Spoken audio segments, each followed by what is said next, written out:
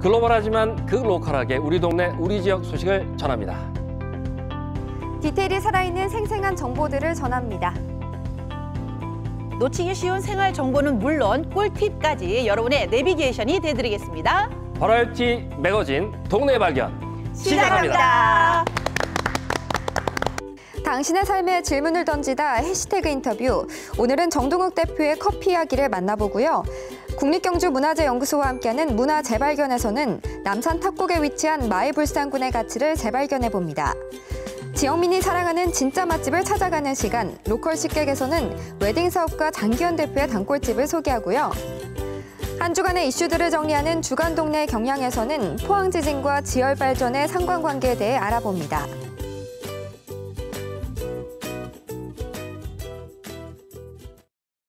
네, 동네 발견 식구들 참 오랜만이네요. 어떻게 지내셨어요, 다들? 정말 그 녹화 날만 기다리고 있었거든요. 네. 그런데 오는 날이 장날이라고 눈이 눈이 많이 내렸죠. 펑펑 오셔가지고 오는데 너무 고생했습니다. 아유, 고생 많으셨습니다. 네, 오늘 대구에는 대설주의비가 내려져서 사실은 제가 걸어서 지하철 타고 동대구에 가서 기차 타고 이렇게 그렇죠. 굉장히 힘들게 쉬었습니다. 평소에는 이제 차로 승용차로 움직이시다가 네네. 그렇게 좀 이제 차가 좀 많이 막혔으니까 오늘 네네. 대중교통을 이용했는데도 늦으셨군요. 고생 많으셨습니다. 네네네. 저는요, 이 쉬는 동안에 정말 봄방학 같은 기분이었거든요. 네. 이 쉬는 그 기간 동안 어떻게 하면 또 좀 열심히 할 수 있을까, 더 잘할 수 있을까 좀 생각을 해보려고 했는데 시간이 빨라도 너무 빨라요. 어떻게 가는지 몰랐습니다. 그래도요, 어쨌든 여기 오니까 이 느낌 너무 좋은 것 같아요. 네. 자, 이렇게 이제 동네 발견 이제 시작을 하게 되는데 이제 봄방학도 끝이 났고요. 그러면 이제 학생들도 이제 새 학기가 시작이 됐죠. 그렇죠. 이쯤 되면 우리 아이들은 이제 학교 가기 싫겠지만 우리 엄마들은 이제 자유다. 그렇습니다. 자유죠. 이러면 안 되지만 정말 방학 때 엄마들 힘듭니다. 맞아요. 네, 그런데 이 초등학교 1학년을 둔 우리 어머님들은 여전히 긴장이 되실 거예요. 그렇습니다. 뭐 아직 이제 아기 같은데 이게 학교 생활, 단체 생활 잘 적응할 수 있을지 부모님들 입장에서 상당히 좀 걱정이 많이 되실 것 같네요. 네. 그 초등학생뿐만 아니라요. 중학교 또 고등학교 학생들과 또 부모님들 걱정과 기대 반 두 개가 다 공존할 것 같습니다. 그렇습니다. 사실 지금 뭐 벌써 성적을 걱정하실 시기는 아닌 것 같고 정말 우리 아이가 잘 적응할까? 아무래도 이제 중고등학교로 바뀌거나 초등학교로 입학하면 새로운 환경이잖아요. 그래서 아마 이제 적응하는 데 걱정을 많이 하실 텐데 자, 걱정하지 마십시오. 마침 경주시 청소년 상담 복지센터에서 신학기를 맞아서 좋은 프로젝트를 준비했다고 합니다. 그렇습니까? 그러면 이제 어떻게 좀 학교 생활에 잘 적응할 수 있는 그런 도움이 되는 프로그램인가요? 당연하죠. 그렇습니다. 제목부터가 대단합니다. 으라차차 적응 잘하게 프로젝트. 으라차차 적응 잘하게 프로젝트입니다. 자, 그래서 학습 성적, 성격, 그리고 이제 진로 적성, 그리고 학업 스트레스 해소까지 돕는 무료 심리 검사가 실시되는데요. 초등학교 5학년부터 중학교 3학년까지가 대상입니다. 3월 30일까지 진행이 된다고 하네요. 그렇군요. 요즘은 이 학습 심리 검사가 정말 자세하게 항목별로 자세하게 나와 있기 때문에 이 적성에 맞는 진로도 잘 알려주지만요. 내가 부족한 부분도 취약한 부분도 알려주기 때문에 공부에 참 도움이 될 것 같아요. 그런데 이게 또 특성과 적성을 이제 아이들만 아는 게 아니라 부모님이 함께 알게 되기 때문에 또 아이를 이해하는 데 굉장히 도움이 많이 될 것 같습니다. 그 문제 무엇보다는 이제 무료로 진행이 되거든요. 그러니까 이제 부담 없이 함께 한번 참여해 보시면 좋을 것 같고. 자, 오늘 동네 발견 첫 순서 시작을 해볼까요? 오늘의 첫 번째 순서는요. 우리 지역의 청년들을 만나서 꿈과 이야기를 들어보는 시간입니다. 해시태그 인터뷰가 기다리고 있습니다. 사실 저는요, 뭐 제가 청년은 아니지만 그 나이는 지났지만 이 시간이 굉장히 기다려지는 것이 정말 우리 지역을 빛내고 있고 이 개성 있는 이 젊은 청년들의 아이디어가 굉장히 기대가 되거든요. 그래서 오늘은요, 경주에서 시작을 해서 포항, 경산, 부산까지 14개의 지점이 생긴 카페 브랜드, 브랜드의 대표라고 할 수 있습니다. 정동욱 씨의 이야기를 만나보실 텐데 아주 독특해요. 독특하고 경영 철학이 살아 있습니다. 잘생기셨습니다. 살아 있어요? 경영 철학이 살아 있다고 했습니다. 아니, 관심이 잘생기신 분이면 또 관심이 많을 것 같아요. 그건 화면으로 확인하셔야 될 것 같아요. 한번 만나보시죠. 커피로 아름다움을 만들고 싶은 정동욱이라고 합니다. I found a love for me, darling. just dive right in, follow my lead. Well, I found a girl. 원래 직업은 직업 군인이었고요. 공군 중사로 근무하고 있었습니다. 8년 10개월 정도 근무했었고요. 커피는 원래 좋아했습니다. 차도 좋아했고. 그래서 단골 커피집들 찾아다니면서 커피 마시고 사장님한테 어떻게 내리면 맛있냐 여쭤보기도 하고요. 그러다 보니까 뭐 서울이나 부산, 울산 같은 지역들 다니면서 그때 당시 유명하다고 하던 집들 다니면서 커피도 마시고 그렇게 하다 보니까 저기 커피 만드는 사람 있는 저 바 안에 내가 있으면 어떨까라는 생각들을 했고 내가 뭔가를 노력해서 내가 만든 가치로 내가 보상도 받고 책임도 지는 삶을 살고 싶다는 생각 때문에 전역을 결심하고 제 일을 시작하게 됐습니다. 대구에서 커피를 시작했고 2년 정도 운영을 하다가 제가 태어나지 않은 곳에서 커피를 한번 해보고 싶다는 생각을 했었고 원래 경주라는 도시를 굉장히 좋아하고 자주 왔었고요. 그때 당시 이제 여러 지역들을 찾아보다가 경주 봉황대 앞에 왔는데 시청이 이전하면서 이미 상권이 거의 붕괴되어 있는 상태였어요. 가게도 다 닫혀 있었고 근데 봉황대 앞에 서서 봉황대 한번 바라보고 가게 한번 바라보고 하니까 여기서는 장사 안 돼도 그냥 내가 여기서 커피를 만드는 것만으로도 행복하겠다는 생각에 거기서 시작하게 되었습니다. 경주, 그 다음에 포항, 경산, 부산 이렇게 저희 매장들이 있고요. 대부분 저희 커피가 좋아서 단골 손님이셨던 분들이 나도 저거 하고 싶다 해서 이렇게 같이 하시게 된 케이스입니다. 저희 집단을 어떻게 정의하면 좋을까 많이 생각을 해봤는데 계약서가 있는 일반 프랜차이즈 형태도 아니고 또 어떤 유사한 형태의 어떤 모델을 대입하기가 힘들어서 어떻게 설명하면 좋을까 생각해봐서 나온 단어가 가치를 공유하는 집단이라는 생각이 들었습니다. 어떤 같은 커피를, 같은 좋은 커피를 만들어 보고자 하는 어떤 마음들이 같으신 분들의 모임 그런 거라고 생각하시면 되고 운영되어지는 형태는 딱히 어떤 경제적인 어떤 계약 관계나 어떤 그런 게 거의 없고 그냥 같이 이렇게 좋은 커피 해나가자는 마음으로 하고 계신 분들이라고 생각하시면 됩니다.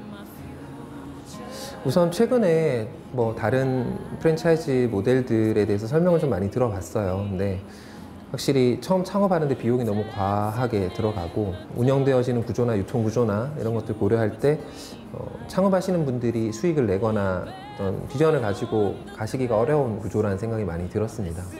그러니까 가맹 본사와 지점 양쪽 다 돈을 벌 수 있는 모델은 세상에 없다고 믿는 편이거든요.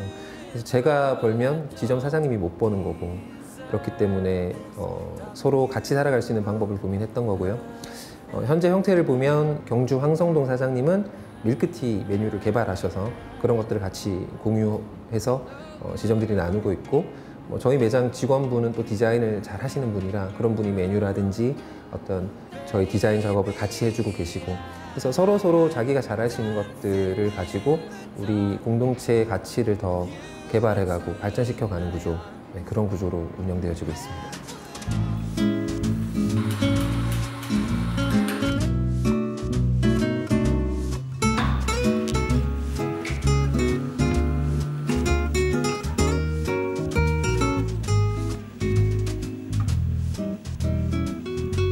매장을 창업하시려고 상담하시는 분들한테 꼭 드리는 말씀은 커피 한 잔 올려놓고 책 보면서 음악 듣는 낭만적이고 우아한 직업은 아니다. 고된 육체 노동과 말하자면 주방 일이거든요. 그래서 꽤 힘든 일이고 밥 먹는 거, 화장실 가는 거조차 자유롭지 않은 굉장히 좀 어려운 직업이다라는 말씀 꼭 드리고요. 커피를 만드는 일은 로스팅도 그렇고 커피 추출도 그렇고 굉장히 섬세한 작업입니다. 예를 들면 커피를 한 잔 내릴 때 사용하는 원두의 양을 0.5g만 달라져도 그 양이 커피 맛이 완전히 달라지거든요. 그래서 굉장히 좀 꼼꼼하고 섬세한 성격을 가지신 분들이 커피를 만드실 수 있고 더 잘하실 수 있다고 생각합니다. 그래서 좀 이과적인 부분들, 좀 수학적이고 이런 쪽에 재능이 있으신 분들이 커피를 더 잘 만드실 수 있다고 생각하거든요. 근데 그걸 또 커피를 푸는 과정은 어떤 언어로 표현할 것인가, 어떻게 비유할 것인가라는 어떤 문학적인, 다분히 문학적인 관점에서 또 설명되어지는 게 유리한 부분입니다. 그래서 커피 하시는 분들은 좀 양쪽의 어떤 재능을 모두 갖추고 계신 분들이 더 잘하실 수 있다고 생각하는 편입니다. 학교는 국문과를 나왔었고요. 실제로 소설을 쓰고 싶었어요. 여전히 글을 쓰는 일을 열심히 해보고 싶고 또 하고 있는 중이고요. 커피 한 잔을 마셨을 때 이 커피에서 드는 느낌과 인상을 어떻게 설명할 수 있을까?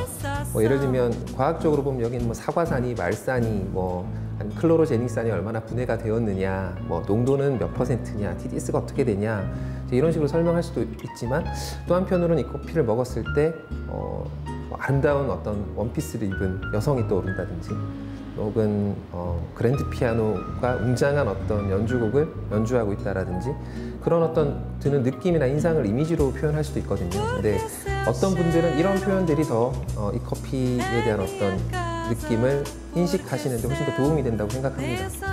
저는 글을 쓰고 싶었고 커피를 좀 좋은 글로 표현하고 싶었던 욕심이 처음부터 좀 있었던 것 같아요. 처음 커피를 드시는 분한테 커피는 대체로 쓰고 시고 불편한 맛들입니다. 그래서 어떤 맛이 더 맛있냐라는 것들은 개개인마다 조금씩 달라요. 커피는 맛은 학습되어지고 시간이 지날수록 맛있다고 하는 어떤 그런 기준도 많이 바뀌거든요. 그래서 우리 지점 사장님들도 보면 처음에 좋아하셨던 커피 스타일과 시간이 지나면 지날수록 그 스타일들이 바뀌게 됩니다. 그래서 우선 어떤 게 맛있는 거냐라고 한다면 개개인마다 다른 거라서 그걸 어떤 식으로 정의하는 순간 이미 틀린 답이 되고요. 커피를 보면 우리가 과테말라 커피다 이렇게 얘기를 하면은 그 커피도 농장에서 출하될 때부터 시작해서 굉장히 다양한 등급과 종류들이 있어요. 그래서 굉장히 잘 가공된 좋은 커피들은 대체로 좋은 향들이 납니다. 어떤 커피들은 진짜 꽃향들이 나고 과일 향이 나기도 하고 아주 달콤한 느낌이 나기도 하고, 그런 구체적인 인상을 이렇게 떠오르게 만드는 커피, 그게 좋은 커피라고 생각합니다. I don't wanna steal your freedom. I don't wanna change your mind. I don't have to make you love me. I just wanna take your time. 우선 우리 사장님들 그냥 좀 더 행복하게 사셨으면 좋겠고, 좀 경제적으로 많이 어렵지 않으셨으면 좋겠고, 개인적으로는 더 좋은 커피를 하고 싶어요. 그러니까 커피 한 잔 드셨을 때 와 할 만한 그런 커피들을 만들고 싶은 거거든요. 저한테 커피는 뭘까 사실 끊임없이 질문하게 되는 것 같아요. 그래서 이 정도면 되지 않았나, 로스팅이든 추출이든 참 마음에 든다 라고 느끼는 순간 뭔가 결점이 생기더라고요. 그래서 끊임없이 제가 매진하고 매달려야 하는 어떤 그런 대상이 커피인 것 같아요. 그래서 이 커피가 좀 더 잘하고 싶어요. 더 맛있고 더 아름다운 커피, 그게 만들고 싶은 게 제 꿈입니다. Come on, let's see where it goes. I don't wanna steal your freedom. I don't wanna change your mind. I don't have to make you love me. I just wanna take your time. I don't have to meet your mother. We don't have to cross that line. I don't wanna steal your colors. I just wanna take your time.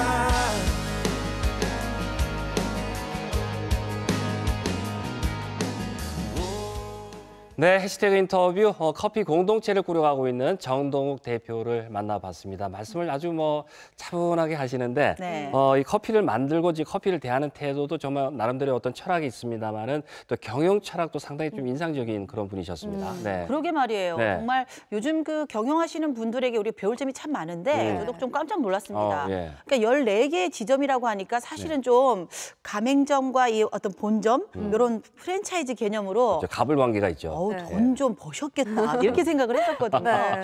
근데 파트너 매장이라는 어떤 시스템으로 이렇게 노하우를 그냥 단지 공유하는 거잖아요. 가맹점비를 받는 게 아니라. 그렇죠. 그래서 정말 경영 철학이 참 멋지다라는 생각이 함께 잘 살아가자는 그런 의미를 많이 가지고 계신 것 같아요. 그렇죠. 네. 아무래도요, 이 정동욱 대표 본인이 아주 굉장히 적은 돈으로 힘들게 창업을 해서 그런 마음이 생기지 않았나 또 생각이 듭니다. 네, 그렇습니다. 저는 이제 보면서 한 잔의 이 커피를 마시기 전까지의 아주 섬세한, 무척 그 섬세한 그 과정이 네. 있었다는 것을 다시 한번 또 알게 되었고요. 네. 또 원두에 따라서 이제 맛이 물론 이제 달라지기도 합니다만은 그 물의 그 양이라든가 온도 또 심지어 이제 그 커피의 양도 거기 이제 맛이 좀 많이 달라지게 하는 그 원인이 된다는 걸 또 새롭게 또 알게 됐습니다. 있습니다. 그럼요. 예. 그리고 그것뿐만 아닙니다. 네. 만드는 사람 마음도 있거든요. 마음도, 거기도 물론, 그렇죠. 그런데 그것보다도 저는 정말 제가 굉장히 좀 부끄러워지는 게 네. 사실 이 커피숍에 가면은 뭐 먹을까 늘 보면서도 결국은 아메리카노거든요. 맞아요. 네, 그러니까 검은 것은 아메리카노요. 네. 노리팅팅한 것은 밀크 커피요. 이제 이렇게만 알고 있었는데 네. 커피를 딱 이렇게 얘기해 주니까 너무 좀 부럽습니다. 네. 커피를 안다는 게. 그러니까 한 잔의 커피를 마시더라도 미리 좀 알고 마시는 게 참 좋을 것 같아요. 그러니까요. 알수록 보인다고. 그렇죠. 네. 그런 게 중요한 것 같은데요. 저도 네. 개인적으로는 좀 커피를 그다지 좋아하지 않았거든요. 아, 그래요? 네. 네. 근데 이렇게 정동훈 대표가 쓴 표현한 걸 보니까요. 이제 앞으로는 저도 커피를 좀 더 문학적으로 즐겨봐야겠다. 그런 생각을 하게 됐습니다. 커피 안 드시고 쌍화차 드셨어요? 야, 저는 계란 띄워서. 건강차 드실 것 같아요. 네, 맞습니다. 어떻게 하셨어요? 예. 자, 이 동네 발견 이어지는 순서 또 함께 하실 텐데 우리 지역에 자리한 이 문화재의 가치를 다시 또 발견해내는 그런 시간입니다. 국립경주문화재연구소와 함께하는 문화재 발견. 오늘 어떤 소식이 준비되어 있습니까? 어떤 곳입니까? 네, 쪽섬에 이어서 두 번째로 찾아간 곳은요. 네. 바로 남산이라고 합니다. 이 남산에 가면요. 참 많은 등산로가 있잖아요. 그중에서도 이 탑곡에 가면요. 탑곡 있죠. 네, 네. 우리가 꼭 봐야 할 아름다운 문화재가 여기 있다고 합니다. 네. 화면으로 함께 만나보시죠. 네.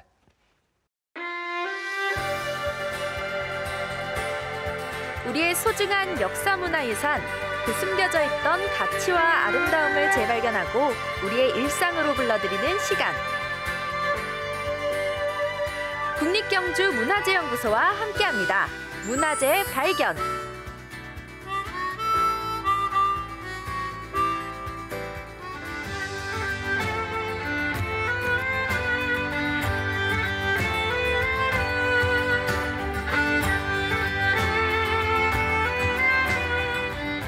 문화재의 아름다움을 재발견하는 시간, 문화재 발견. 오늘은요, 제가 바로 산으로 왔습니다. 이 공기가 느껴지시나요? 오늘 바로 경주 남산으로 왔는데요. 오늘 남산에서 문화재를 소개해 주실 분을 제가 모셨습니다. 안녕하세요. 네, 안녕하세요.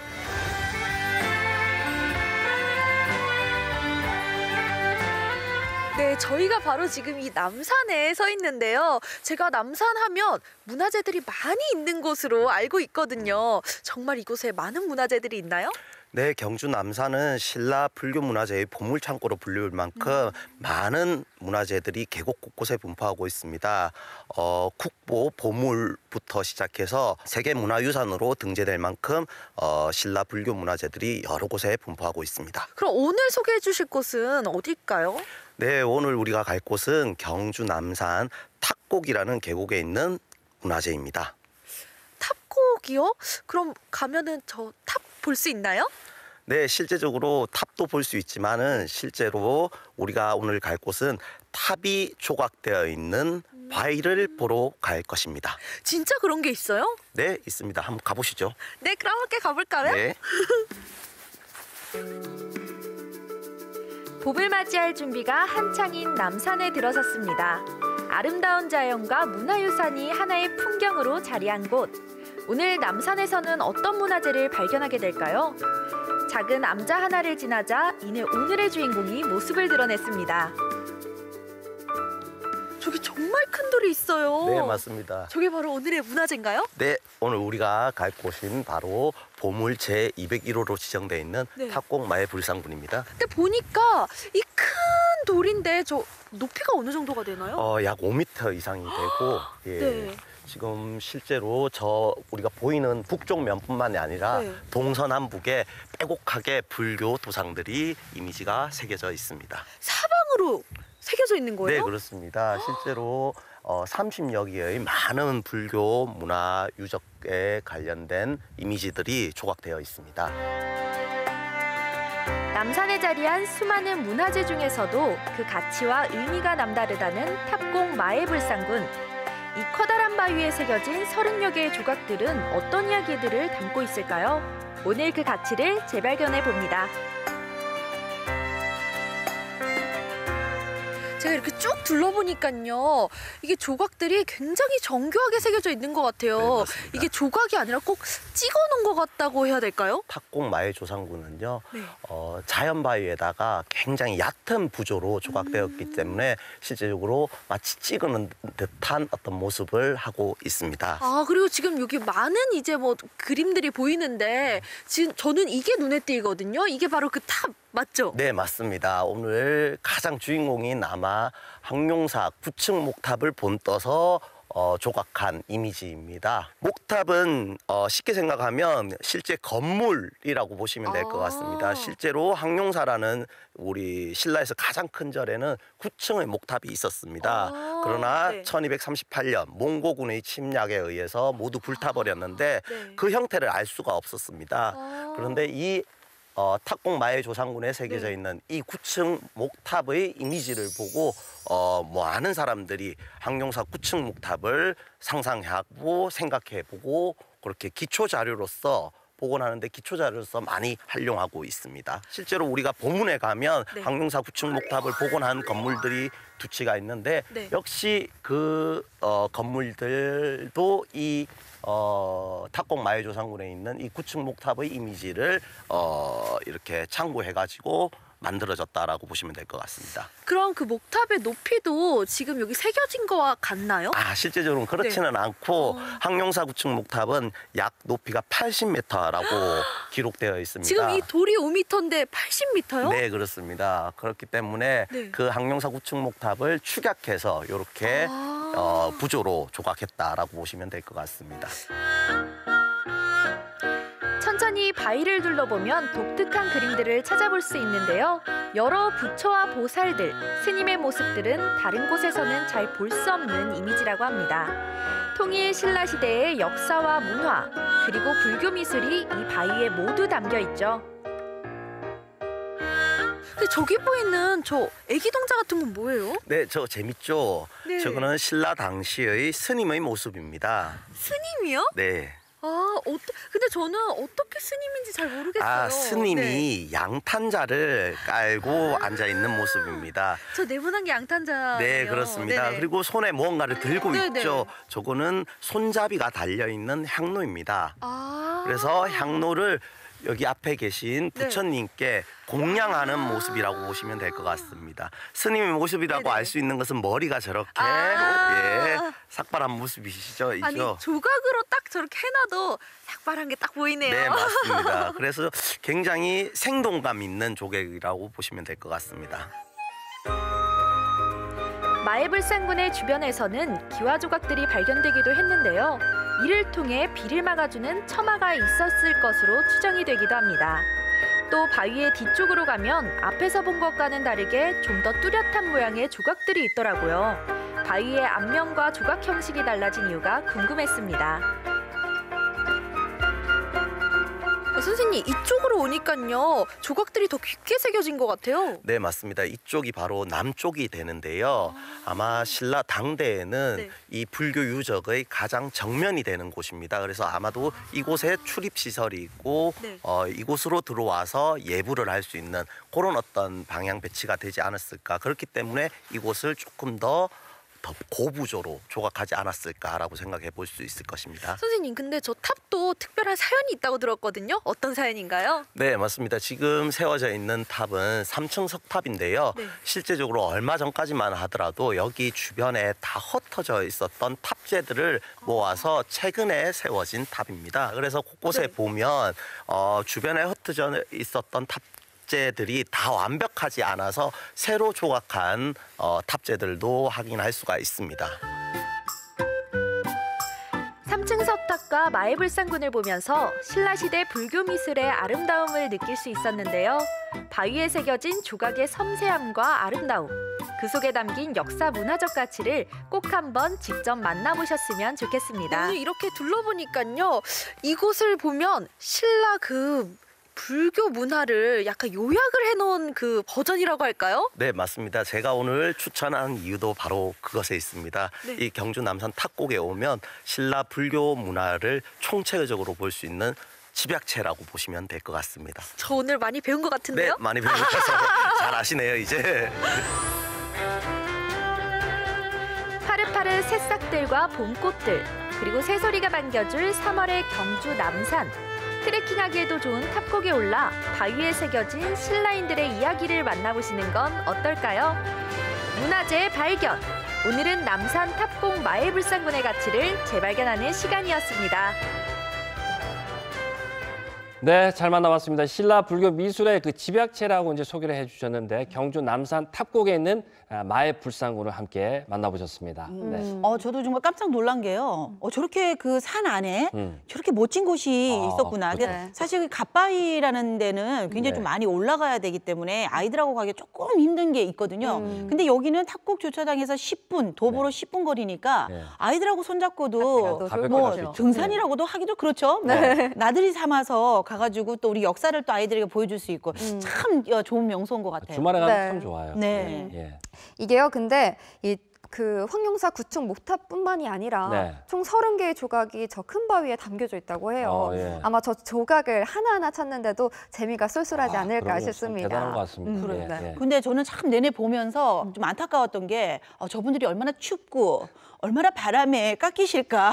네. 걱정이 됐나요? 네, 이게 자연에 노출되어 있으면서 네. 혹시나 저기 점점 깎여서 없어지면 어떡하지? 훼손되지 않을까? 네, 훼손될까 봐 굉장히 걱정이 돼서 네. 저걸 좀 들어서 이렇게 옮겨가지고 네. 박물관에 고이 모시거나 아니면 아예 저기다가 이렇게 우리가 박물관을 지어버리고 지어요? 싶다는 생각이. 그렇습니다. 예. 너무 크니까. 예, 네. 예. 근데 이제 마의 불상군이잖아요. 그러니까 네. 이 마의라는 것이 이제 암석에다가 이제 그 불상을 이제 새겨 넣은 거기 때문에 네. 이 자체로만으로도 자연에 이렇게 놔두는 것이 더 좋다고 합니다. 아, 예. 또 가치가 더 있어 보이긴 그럼요, 하겠죠. 가치가 더 있다. 제 욕심입니다. 네. 아니 근데 참 그 따뜻한 마음을 가지셨네요. 예. 감사합니다.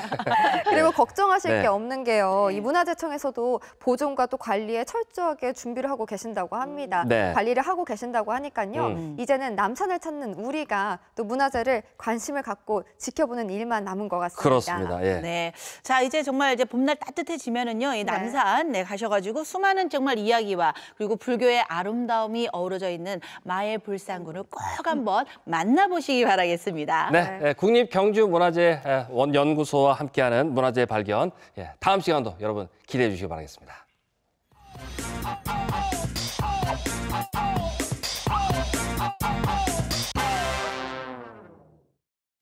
지역민에 의한 지역민을 위한 진짜 로컬 맛집들을 찾아가는 시간. 골목골목 맛집마다 인생과 추억을 담고 사는 로컬 식객들의 단골 맛집 리스트를 공개합니다. 오늘의 식객을 만나러 찾아온 곳은 포항의 한 웨딩홀. 눈부신 웨딩드레스가 3월의 새 신부를 기다리는 이곳에서 동주 씨가 만나게 될 로컬 식객 주인공은 누구일까요? 안녕하세요. 로컬 식객의 박동주입니다. 자, 오늘요. 이 드레스들을 보니까 라라라라라라. 그 봄의 신부들의 설렘이 막 느껴집니다. 맞다. 오늘 로컬 식객이죠? 정신 차리겠습니다. 자, 오늘의 로컬 식객 어떤 분인지 대충 감이 오시죠? 만나보도록 하겠습니다. 입장하십니다. 네, 신랑 입장 같습니다. 네. 웨딩홀과 뷔페를 함께 운영하는 포항의 대표 웨딩 사업가. 30여 년간 포항의 수많은 신랑 신부들의 아름다운 결혼식을 책임져온 장기현 대표. 그는 과연 어떤 맛집들과 인연을 맺고 있을까요? 웨딩 사업가의 단골집을 확인합니다. 네, 웨딩하면 뭐 뷔페도 빼놓을 수가 없지 않습니까? 뒤에 보시다시피요. 정말 이 화려한 음식들이 너무나 많은데 설마 혹시 여기가 맛집으로 추천하는 거? 아니죠. 네, 어떤 집인가요? 제가 오늘 소개해드릴 때는 이제 한 메뉴로 네. 오랜 기간 네. 그 음식법을 하신 곳입니다. 아주 그 깊은 맛이 나는 곳, 그곳을 소개해드리겠습니다. 네.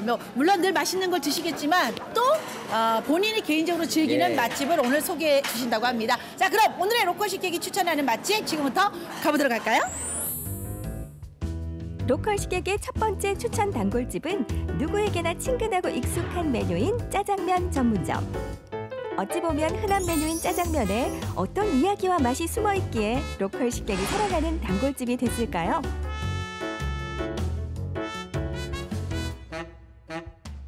네, 오늘의 로컬 식객의 첫 번째 맛집은 중국집, 네, 중국집이라고 해야 됩니까?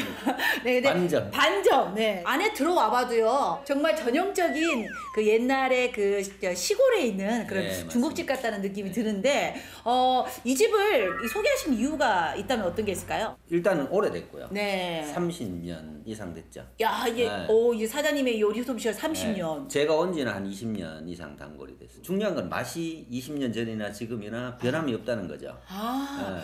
이걸 장점이라고 해야 됩니까? 단점이라고 해야 됩니까? 시대는 변하고 있는데 맛은 안 변했어. 그대로가. 가격도 싸고. 가격도 싸고. 이 집은 또 장점이 네. 한참 이제 뭐 이렇게 계란 파동이 있을 때 다른 집에 가니까 계란을 안 넣어주는 거예요. 뭐 메추리알, 계란 4분의 1. 이 집은 항상 계란이 나온다는 거. 이게 또 중요하죠. 제가 아까 딱 봤을 때 완두콩 그리고 오이.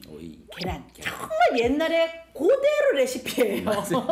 완두콩도 요즘 보기 힘들거든요. 변하지 않습니다. 그러게 말이에요. 그래서 정말 이 변함없는 사장님의 그 마음이 아마 이 음식에도 그대로 배어 있지 않을까라는 생각이 듭니다. 네. 자, 그러면 뭐 긴 말이 필요하겠습니까? 일단 먹어보고 먹어보시죠. 네, 먹어보고 이야기 또 나눠보죠.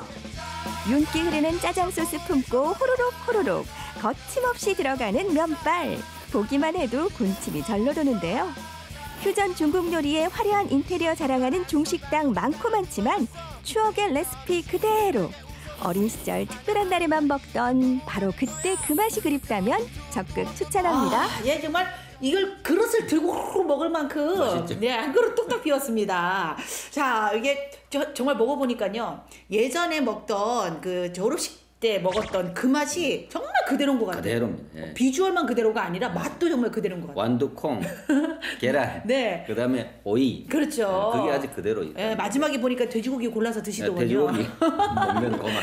네, 그래서 정말 먹어보니까요, 정말 그 어렸을 때는 특별한 음식이었잖아요. 그때 먹었던 추억이 이렇게 새록새록 떠오르면서, 맞아, 그때 이런 맛이었지. 근데 이 맛을 정말 그대로 유지하고 있다는 거 참 대단하신 것 같아요. 힘들죠. 중요한 건 가격도 네. 저렴하다는 거예요. 아, 4,000원. 오, 4,000원.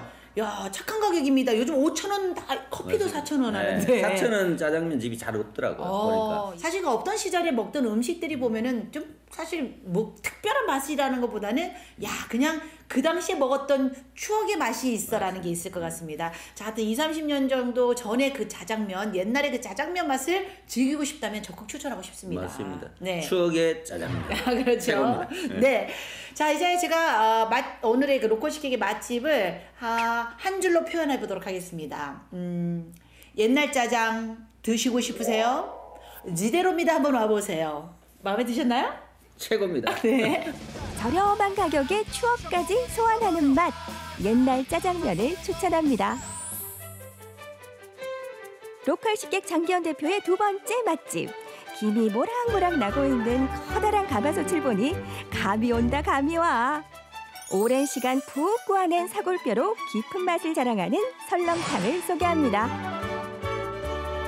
자, 로컬 식객의 두 번째 음식은요, 바로 설렁탕이 되겠습니다. 설렁탕 저도 좀 오랜만에 이렇게 보는 메뉴인 것 같은데요. 이 집을 추천하신 이유가 뭘까요? 요즘 이제 설렁탕이 전통 방식으로 가마솥에 끓여서 이렇게 내는 것이 잘 없더라고요. 맞아요. 아까 들어온 입구에 보니까 그 가마솥이 두 개가 있죠. 하나는 소머리, 하나는 설렁탕. 유독 그럼 이제 이 집을 또 자주 오시는 이유가 있어요? 그래서 이제 전통 방식으로 하는 것도 이유가 되겠죠. 네. 옛날 방식을 그대로 고수를 하셨고, 네. 그리고 예전부터 어머니 때부터 이렇게 기술을 전수하셔서 지금까지 해오고 계시죠. 오, 그러니까 이제 그 사장님께서 집안 대대로 물려오던 노하우가 있는 거군요. 그렇죠. 네. 자, 아무래도 주인공입니다. 이게 바로 이제 설렁탕이에요. 설렁탕의 이제 국물이, 그리고 고기가요. 고기가 일단 좋으네요. 이야, 그렇죠? 그리고 또 여기 국수를 넣어줘야 되잖아요. 저 국수 하나를 좀 넣어줘 보셔요. 저기 국수를 하나 탁 넣어서 풀어줘야 됩니다. 자, 한번 파르르 흔들어 주시고, 요렇게. 일단 인심이 좋아서 모자리면 하나 더 줍니다. 국수 무한 리필. 요거 절이기 김치라고 하잖아요. 갓 절인 김치, 겉절인 김치. 그다음에 시금치. 이거는 아, 이게 부추김치. 예. 자, 좋습니다. 자, 그러면 이렇게 뭐 말을 계속할 게 아니라 계속 이제 얘는 식어가고 있기 때문에 빨리 먹어줘야 될 것 같은데요. 그러면 이제 먹어보도록 하겠습니다. 드시죠. 너무 급하게 드시지 말고. 네. 으슬으슬 감기 기운 돌 때, 봄으로 넘어가는 환절기, 면역력이 떨어질 때 좋은 뼈와 고기를 푹 고아낸 설렁탕 한 그릇이면 웬만한 보양식 부럽지 않을 터.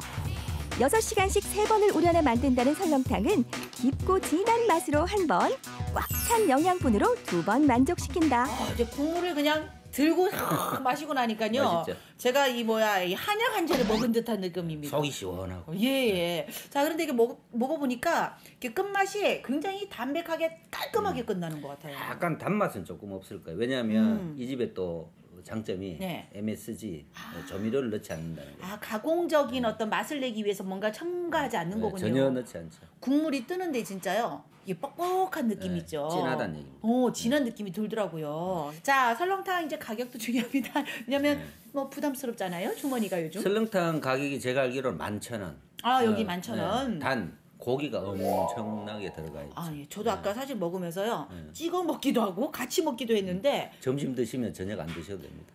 뭐 저녁도 먹어야 될 것 같은데 근데 고기가 굉장히 그 살코기만 붉은 살에 살코기만 있어가지고 거의 수육을 좀 먹으면서 그렇죠. 국물도 먹는 듯한 느낌이어서 참 가격도 착하다는 생각이 듭니다. 자, 보기 드물게 정말 푹 구운 이 가마솥에 정성이 들인 이 설렁탕을 제가 표현을 하자면은요, 설렁탕은 정성이 깃들여 푹 우린 국물이 최고입니다. 예, 그러니까 정성 들인 우려낸 그 맛이 최고인 것 같습니다. 그게 설렁탕. 설렁탕이다. 네, 오늘 맛집 감사드립니다. 네, 감사합니다.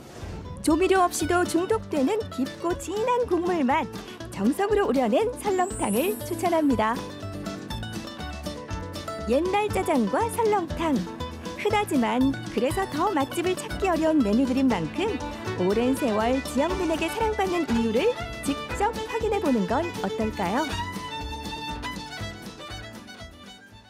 네, 오늘 로컬 식객에서는 웨딩 사업가 장기현 대표의 로컬 식객 단골집을 함께 만나봤습니다. 요즘 뭐 이제 졸업 시즌이고 또 입학 시즌 이제 지났습니다만은 중국집 많이들 가셨을 텐데 딱 그 시즌에 잘 맞는 것 같아요. 네. 뭐 사실 뭐 메뉴로 봤을 때는 뭐 그냥 흔하고 이게 특별하다라고 생각하지 않을 수도 있지만 그렇죠. 정말 그 옛날의 맛을 그대로 유지하고 있는 그 자장면의 그 향기.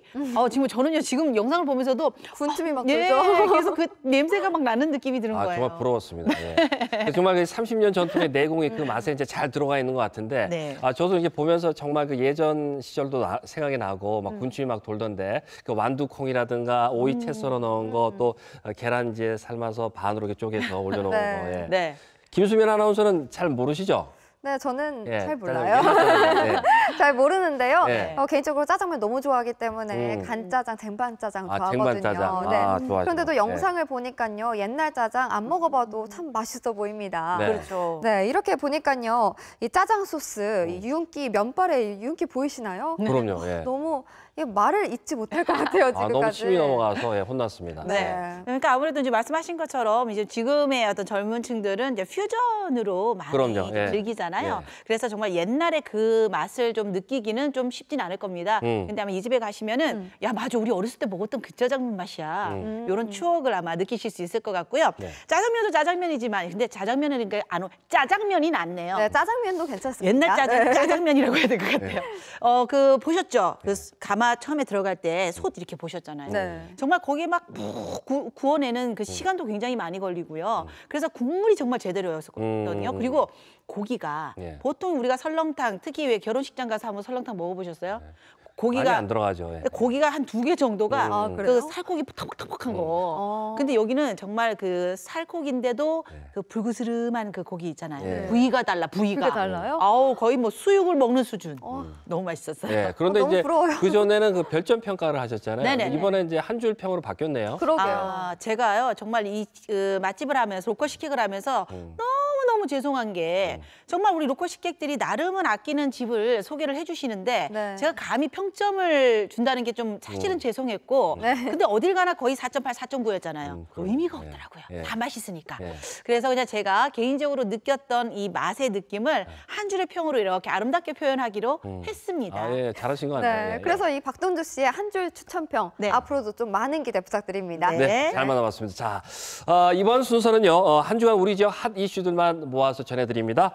주간 동네 경향 함께 보시겠습니다.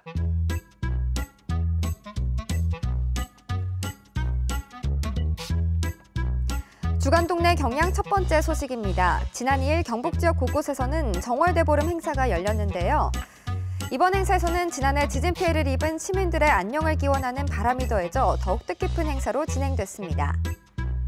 2018년 전문 치료형 금연 캠프 참가자를 모집합니다. 금연과 관련된 다양한 프로그램들이 4박 5일 일정으로 진행되는데요. 신청은 각 시, 군의 보건소에서 접수를 받고 있고요. 자세한 문의사항은 아래 번호를 참고하시면 되겠습니다. 지난달 포항에서는 포항지진과 지열발전이라는 책의 출판 기념 및 포항시민대회가 있었죠. 특히 직접 지진 피해를 입은 흥해읍 주민들이 이날 행사를 찾아 많은 관심을 보였는데요. 포항지진과 지열발전의 연관성 규명은 밝혀질 것인지 오늘 임재현 포항지역사회연구소 사무국장님 모시고 보다 자세한 이야기 나눠보겠습니다. 네, 한 주간의 동네 이슈들을 모아서 여러분께 전해드렸는 주간 동네 경향 시간이었는데 금연 캠프를 이제 쭉 봤는데 정말 이제 담배를 좀 끊고 싶어 하시는 분들에게는 많이 좀 관심이 갈 만한 그런 소식이 아니었나 싶습니다. 예. 네. 네. 총 12회로 일정이 잡혀 네. 있는데요. 그중에서 이제 3회차라고 합니다. 네, 3월 12일부터 16일까지 4박 5일이죠. 4박 네. 5일 동안 진행이 되는데 예. 참가비는 있대요. 예, 참가비는 그런데 캠프를 수료하고 나면 예. 환불해 드립니다. 아, 그만큼 책임을 지라는 거죠. 뭐 거의 뭐 무료네요. 예. 그렇습니다. 그러니까 꼭 한번 도전해 보셔서요. 자, 2018년도에는 꼭 금연 성공하시기 바랍니다. 네. 네, 아무래도 이 혼자보단 여럿이 같이 해야 또 성공할 수 있는 확률도 높아지잖아요. 네. 많은 도움 되셨으면 좋겠습니다. 네, 자 그리고 이제 마지막 소식이었는데요. 예, 바로 이 책입니다. 포항 지진과 지열 발전이라는 책이 나오면서 이 지열 발전소와 포항 지진의 연관성에 대해서 이제 많은 분들이 이제 관심을 가지고 있고 또 목소리를 높이고 있습니다. 보다 이제 자세한 이야기를 듣기 위해서 이 책을 쓰신 저자가 오늘 나오셨습니다. 전 경북매일신문 편집국장님이시고 또 현재 포항지역사회연구소 사무국장님으로 계신 임재현님 모셨습니다. 안녕하십니까? 네, 안녕하세요. 네, 안녕하세요. 예, 나와주셔서 감사합니다. 예, 그 이제 포항 지진과 지열 발전이라는 책에 대한 이야기를 저 먼저 이제 좀 여쭤봐야 되겠는데 어떤 계기로 집필하시게 되셨습니까? 네. 저도 포항 시민으로서 피해를 입었기 때문에 네. 책을 쓰게 됐습니다. 일단 포항 지진이 단순한 자연재난이라면 아마 이 책은 아마 안 썼거나 아마 다른 내용, 그 뭐 정부의 대응은 문제가 없었는가 네. 그런 내용을 썼을 건데 네. 이번 포항 지진은 일반 지진과 달리 자연재난이 아니고 사회적 재난이고 인간의 과실로 인한 재앙이라는 어떤 그런 의혹이 있기 때문에 네. 진실을 좀 접근하기 위해서 책을 쓰게 됐습니다. 아, 그렇군요. 예. 근데 사실 지진이라고 하면은 다른 나라만 우리가 생각을 했었거든요. 그렇죠. 예. 가까이는 일본. 근데 지금은 이제 지진 그러면 포항, 경주 이렇게 막 가까이 딱 와닿았단 말이죠. 현실로 이제 다가왔어요. 맞아요. 네. 그런데 이 경주와 지진 두 지역에서 발생한 지진이 어떤 연관성 그리고 또 차이점이 있을까요? 네.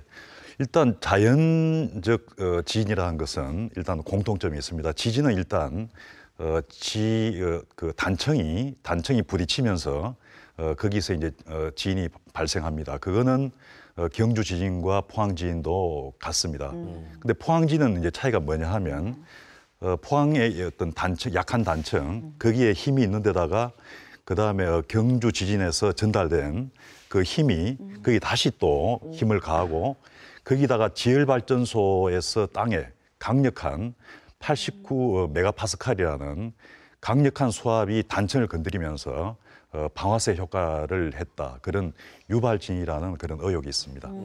네. 그렇다면 이 포항 지열발전소 그동안의 경과 또 성과에 대해서 좀 네. 자세하게 알아볼 필요가 있을 것 네. 같아요. 자세하게 말씀드려도 됩니까? 네. 네.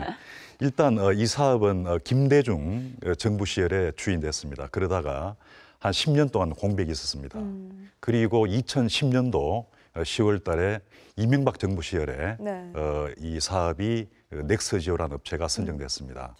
그 당시에 산자부의 차관은 이상득 의원의 보좌관을 지낸 박영준 씨였습니다. 그리고 그 이듬해에 2011년도에 포항시와 MOU를 체결하게 됐죠. 그리고 그 다음 해 2012년 9월부터 2015년 12월까지 지하 4.3km까지 파이프를 박았습니다. 그리고 그 다음 해 2016년 1월부터 2017년 9월까지 좀 복잡하죠, 그죠? 네.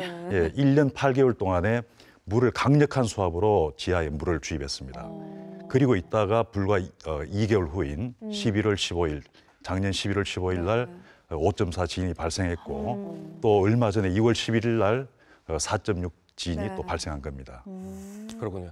그러니까 이제 제가 좀 책 내용을 이제 잠시 보긴 했는데, 그러니까 결과적으로 이제 포항 지진이 이 지열 발전에 의한 그 연관 지진이다. 이렇게 뭐 연관성이 있다라고 이제 볼 수밖에 없다는 말씀이신 거죠. 네. 예. 그건 뭐 제가 제 주장이 아니고 네. 국내외 학자들이 연구와 발표를 통해서 다 어떤 그 지금 제시되어 있는 내용입니다. 네. 이번 책을 쓰면서 어떤 그런 확신을 더 가질 수 있었는데요. 네. 일단 외국의 사례를 보면 분명하게 좀 드러나거든요. 네.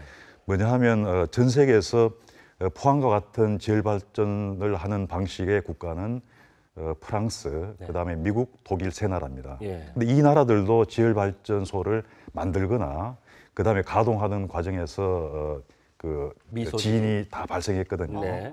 그리고 선진국의 스위스 같은 경우는 지열 발전소를 물 주입하는 과정에서 지진하자 바로 그 시총을 폐쇄하고 예. 아예 사업을 접었기 때문에 스위스는 지금 이제 지열 발전을 하고 있지 않습니다. 어떤 선진국도 그렇게 굉장히 조심해서 어떤 그 수압을 조절했는데도 불구하고 네. 우리나라는 그냥 포항의 어떤 흥에는 굉장히 포항 전체가 그 진흙이 굳어서 된 이암청이거든요. 뜩돌층의 어떤 그런 강력한 수압을 넣기 때문에 어떤 지진이 발생하는 건 어떻게 보면 당연하다고도 볼 수 있습니다. 네. 그러면 63회에 유발 지진이 발생을 했다면 스위스는 뭐 이렇게 한 번에 그 지진에도 바로 중단을 했다는데 그러면 우리나라도 마찬가지로 이미 벌써 지열 발전을 중단했어야 되는 게 아닐까요? 그렇죠. 중단했어야 되는데 정부는 어떤 의미인지 그걸 안 했는데 제가 봤을 때는 하인리 법칙이라는 게 있습니다. 뭐냐 하면 중대 사고가 발생해서 한 사람이 사망하기 위해서는 그 전에 29명의 경상자가 발생하고 또 300명의 어떤 잠재적 사고의 가능성이 있었다. 이걸 이제 밝혀낸 게 하인리 법칙인데 포항에서는 그 5.4 지진이 나기 전에 64회의 유발 지진이 발생했는 게 보고됐거든요. 그게 뒤늦게 알려졌을 뿐이죠. 그럼 그때는 3.1 이상 한 번, 그 다음에 2.0 이상 10번, 그 다음에 1.0 이상 52번의 지진이 있었단 말입니다. 이거는 하인리 법칙처럼 분명히 어떤 중대 사고가 나기 전에 그거를 어떤 보여주는 그런 정상이 원래 전조가 있었다는 것이죠. 네. 네. 그렇죠. 근데 이 산업통상자원부도 이 유발 지진에 관련한 이 보고를 분명히 받았을 텐데 네. 왜 적극 대처를 하지 않았을까요? 네. 이게 이제 2단계에 좀 나오면 네. 정말 이게 이 기업을 위한 정부인지 어떤 국민을 위한 정부인지 좀 어떤 의심이 갈 정도로 좀 기가 막힙니다. 뭐냐 하면 유발 지진이 발생했을 때 그거를 어떤 사업을 중단하고 네. 또 시민들에게 알렸다고 하면 정말 5.4 지진이 안 왔었다는 어떤 가정도 가능하거든요. 그러니까 그 정부가 그걸 안 한 것은 네. 결과적으로 업체는 사실 이 사업이 중단되면 사업비도 못 받고 그다음에 해외 진출할 수 있는 플랜트 수출할 수 있는 어떤 기회를 잃게 되거든요. 그러니까 정부가 그런 거를 편의를 봐줬지 않나 그런 가정이 충분히 가능합니다. 예, 그렇군요. 이제 정부에서도 이번에 이제 포항 지진의 원인을 찾기 위해서 조사단을 꾸려서 이제 지금 조사 중에 있지 않습니까? 네. 이 과정에서 뭐 또 어떤 뭐 문제점은 혹시 없을까요? 네, 예. 일단 뭐 시작이기 때문에 네. 지켜봐야 되겠죠. 예. 얼마 전에 이제 포항시도 조사단이 이제 그 방문하고 했는데 네. 저는 우려되는 것은 해외의 사례도 그렇고 스위스도 그만큼 지진이 지열발전소 때문에 발생했지만 네. 그거를 민사소송에서 어떤 스위스 어떤 바젤 시가 졌습니다. 졌는데 결론은 어떻게 났습니까? 이게 그때는 이제 있을 수 있다 정도 나왔죠. 네, 근데 네. 저도 틀림없이 정부가 네.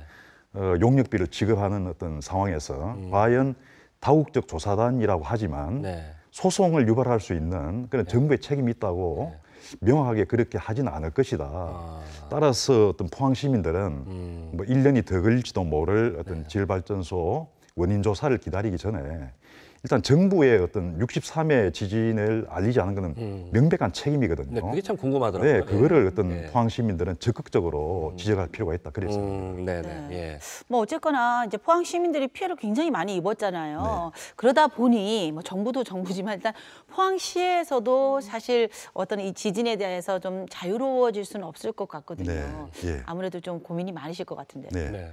이 자연재난이 발생하게 되면 그 원인과 무관하게 어떤 시민들은 당연히 피해자들은 분노합니다. 그런데 그렇다고 해서 일단 정부나 포항시가 무조건 책임을 돌릴 수는 없거든요. 네. 제가 봤을 때는 어떤 지역 정치권, 그다음 지자체, 정부 다 책임이 있습니다. 그리고 저를 포함해서 어떤 시민, 그리고 언론, 시민단체, 학계 다 책임이 있습니다. 그러니까 공동의 책임이라고 할 수 있고 지자체나 정부는 좀 선도적으로 이거를 좀 더 규명할 필요가 있다는 것이죠. 네. 네. 아마 이번 포항 지진 발생 과정을 통해서요. 아유, 네. 목이 막히네요.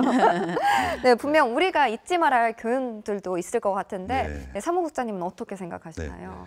제가 지난해 12월 달부터 이 책을 이제 쓰기 위해서 시작해서 1월 9일 날 이제 마지막 원고를 썼습니다. 네. 책을 이제 마무리하면 제가 이제 쓰는 그 이제 뭐냐고 하면 네. 마지막 부분에 있는 게 지진의 피해와 고통도 미투를 하자. 이 보면 사람들이 피해를 입었다고 하는데 사실 그렇거든요. 아파트 값이 어떤 떨어질 수 있기 때문에 우리 아파트에서는 이런 균일이 갔다 뭐 어떤 피해를 입었다. 그걸 잘 얘기를 안 하거든요. 근데 정말 포항 시민들이 입은 피해를 정부와 세계에 제대로 알리고 지열발전소의 위험을 더 이상 시행착오를 겪지 않고 또 시민들이 입은 피해를 어떤 뭐 꼭 물질적이 아니더라도 사과나 책임자 문책 이런 식으로 보상받기 위해서라도 포항 시민들이 받은 고통은 널리 알려져야 된다. 그리고 본인들이 각자 좀 더 호소하자. 저는 그게 중요하고 네.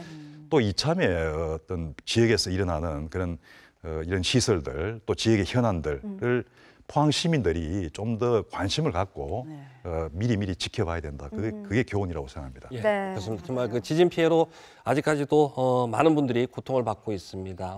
이 하루빨리 좀 원인 규명이 되고 또 복구 작업도 조속하게 이루어졌으면 좋겠습니다. 자, 오늘 말씀은 여기까지 듣도록 하겠습니다. 오늘 나와주셔서 감사합니다. 예, 감사합니다. 예. 고맙습니다. 고맙습니다.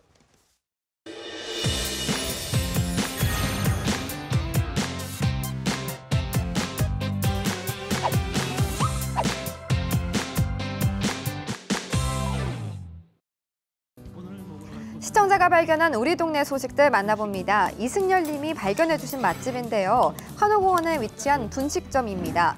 네, 그런데 국수 좋아하는 사람에게는 꽤 알려진 식당이라고 해요. 멸치 육수로 만든 이 잔치국수가 메인인데 막걸리에 파전까지 밤에 가봐야 될 것 같아요. 딱 좋아. 네, 이어서 김은지님의 발견인데요. 서로 보살피는 구룡포 마을 만들기, 구룡포 아라장터가 3월 17일 토요일에 구룡포 과메기 문화거리에서 열린다고 합니다. 구룡포 어린이들의 놀이 공간을 마련하기 위한 벼룩시장이라고 합니다. 많은 참여 바랍니다. 네. 이 시청자가 여러분들께서 보내주신 이 영상들이나 자료들이 어쩜 이렇게 임팩트 있고 짧지만 너무너무 좋은 것 같아요. 아주 중요한 정보들도 도움이 되는 정보들을 많이 주셨습니다. 네네네. 그리고 또 시청자 여러분들이 직접 참여를 해주시니까요. 네. 정말 감사하고 기쁜데요. 앞으로도 이 코너가 계속해서 길어질 수 있도록 많은 참여 바랍니다. 그렇습니다. 네. 그만큼 이제 관심을 많이 가져주신다는 뜻으로 이제 해석을 하고 대단히 이제 감사하다는 말씀드리고 참여해주신 분들을 위해서 저희도 또 푸짐한 선물 준비하고 있습니다. 포항 MBC 홈페이지 그리고 SNS 채팅창을 통해서 여러분이 발견한 우리 동네 멋진 곳들 앞으로도 또 많이 남겨주시면 감사하겠습니다. 네, 뭐 지금 당장 휴대폰을 딱 열어보시고요. 맞아, 내가 어제 그리고 지난주 갔다 온 데가 있었지. 네. 쭉쭉쭉 찾아가지고요. 저희가 깨톡 네. 깨톡 개설했습니다. 동네 발견 깨톡에 이렇게 아주 그냥 간편하게 문장과 영상, 사진을 보내주시면 여러분께 푸짐한 선물 드릴 테니까요. 많은 참여 부탁드리겠습니다. 네, 이렇게 여러분의 많은 참여를 기다리면서요. 저희도 다음 주에 더 재미난 소식 들고 오겠습니다. 네, 동네 발견 함께해 주신 여러분, 예, 감사합니다. 감사합니다. 수고하셨습니다. 감기에도 불구하고. 노노